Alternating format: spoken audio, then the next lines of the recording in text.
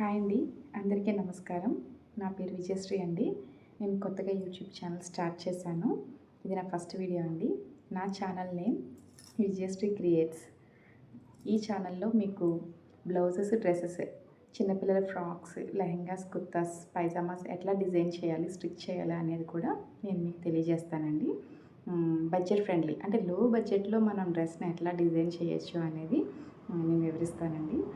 మీ support నాకు ఉండాలని మనస్ఫూర్తిగా కోరుకుంటూ ఇంకా లేట్ చేయకుండా వీడియోని అయితే స్టార్ట్ చేసేద్దాం.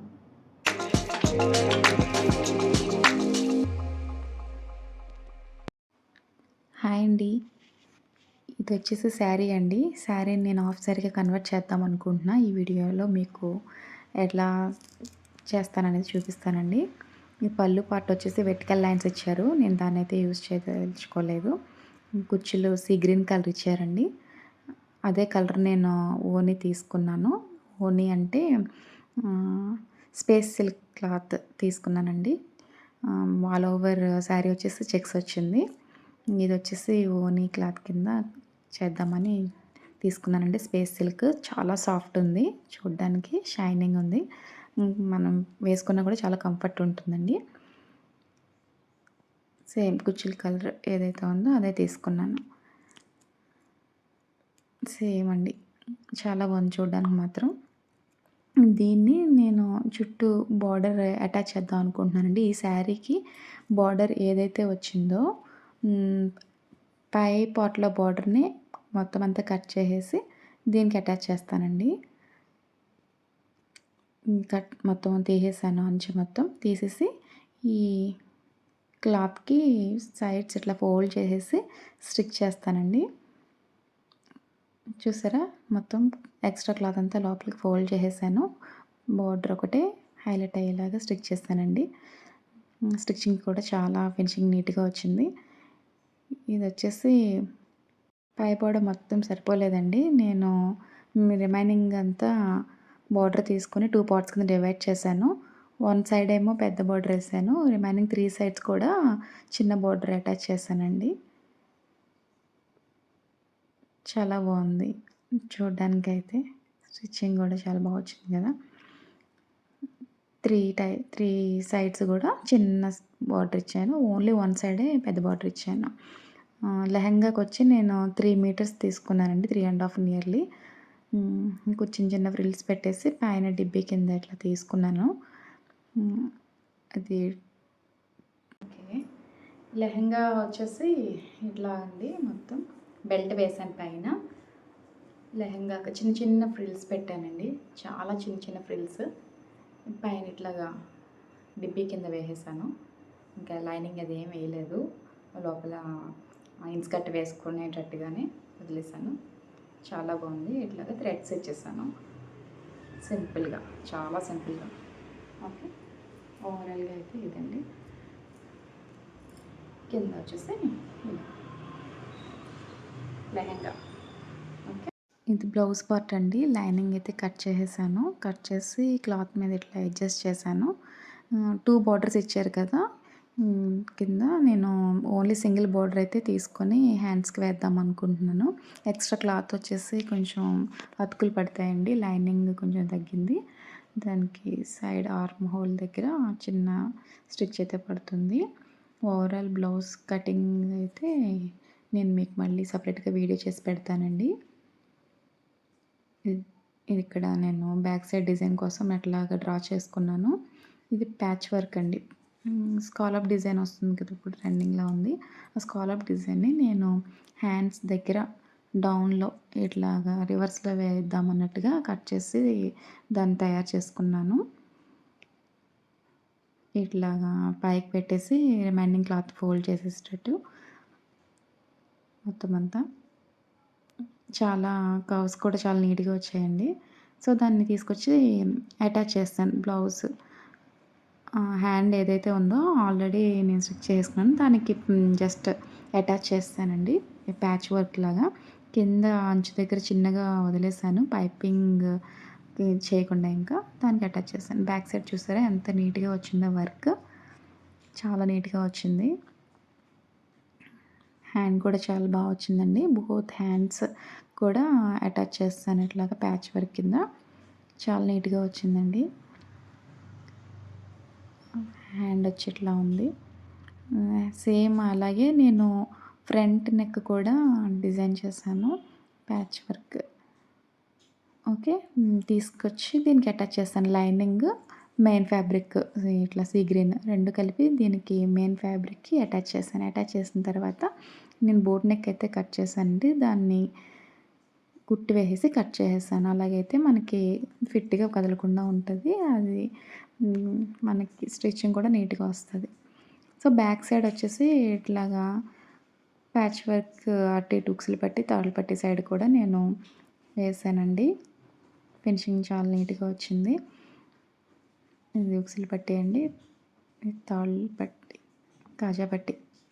ఓకే. బ్యాక్ సైడ్ వచ్చేసి ఇట్లా ఉందండి. Scallop design. కర్వ్స్ కూడా చాలా నీట్‌గా వచ్చాయి.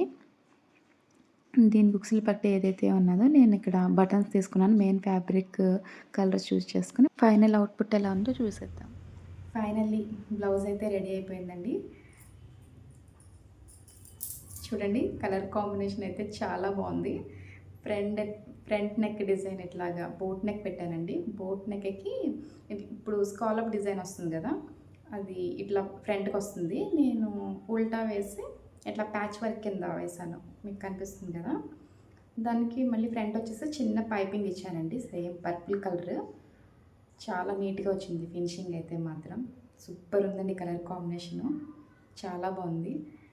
హ్యాండ్కి వచ్చేసి కూడా సేమ్ అలాగే ఉల్టా వేసి అంచ్ ఏదైతే ఉందో అక్కడ చిన్న ఎడ్జ్ వదిలేసాను. ఇంకా పైపింగ్ అయితే వేయలేదు. ప్యాచ్ వర్క్ ఇట్లాగా స్టిచ్ చేసేసాను. ఇది ఫ్రంట్ వచ్చేసి ప్రిన్సెస్ కట్ పెట్టానండి. వేసుకుంటే లుక్ చాలా బాగుంది. కలర్ కాంబినేషన్ హైలైట్ అయిపోయింది. సూపర్ ఉంది. బ్యాక్ సైడ్ వచ్చేసి ఒక నిమిషం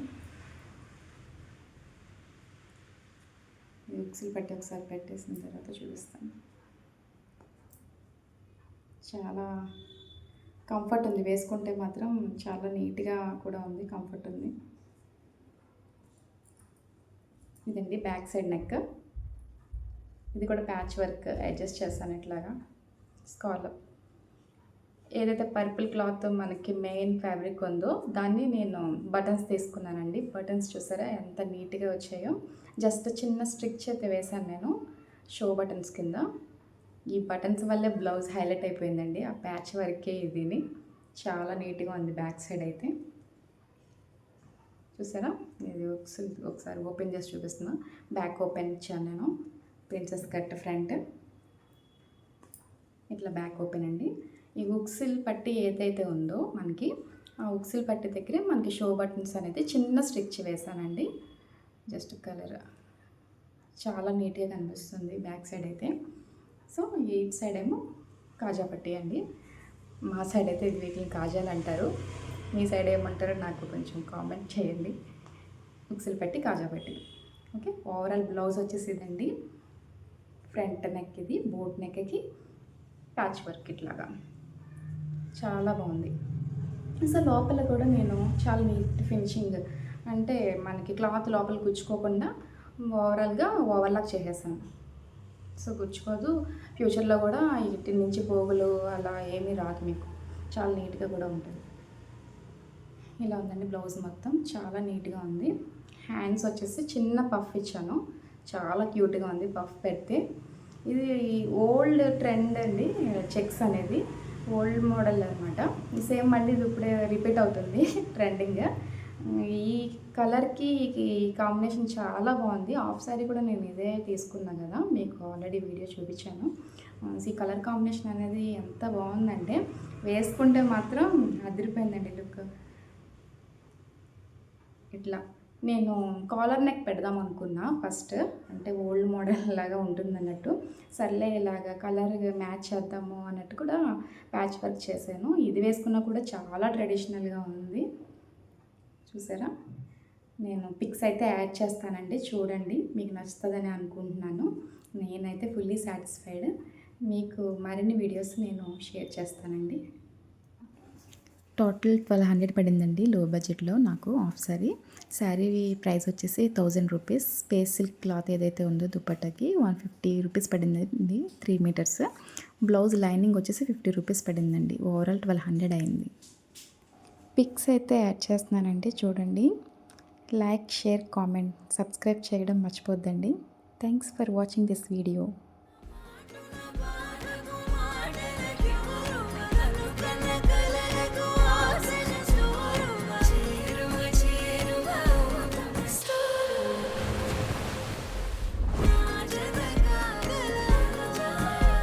నా మనసును నడిపిన తొలి తొలి వెలుగువ తలపును తడిపిన తొలకరి చినుకువ విరిసిన పెదముల చిరు చిరు నగవుకు